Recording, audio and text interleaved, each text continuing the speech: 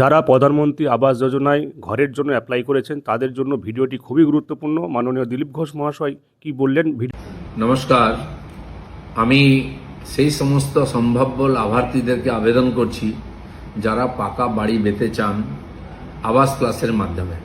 আমরা 2.5 মাস ধরে সার্ভে করছি গ্রামে গঞ্জে সব জায়গায় লোক পাঠিয়ে, কিন্তু তবু আমাদের মনে হচ্ছে যে এখনও কিছু লোকের বাড়িতে সার্ভে করতে লোক যায়নি।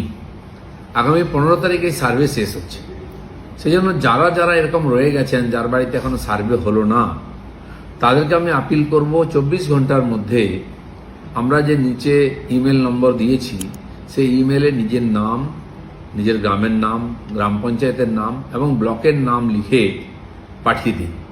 যার কাছে স্মার্টফোন নাই বা করতে পারছেন না, আশেপাশে কাউকে দিয়ে তার মোবাইল নম্বর থেকে এই ইমেলে মেল করে দিন আপনাদের নাম।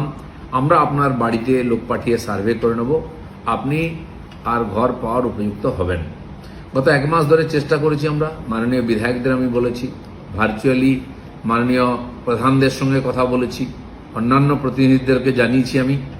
তারপরে আমাদের মনে হয়েছে হয়তো সব জায়গায় লোক পৌঁছতে পারেনি, তাই শেষবার আমি আপিল করছি আপনারা নিজের থেকে চেষ্টা করে নিজের নাম পাঠান, নাম, গ্রামের নাম, ব্লকের নাম পাঠান, পঞ্চায়েতের নাম, আমরা খোঁজ করে নেব।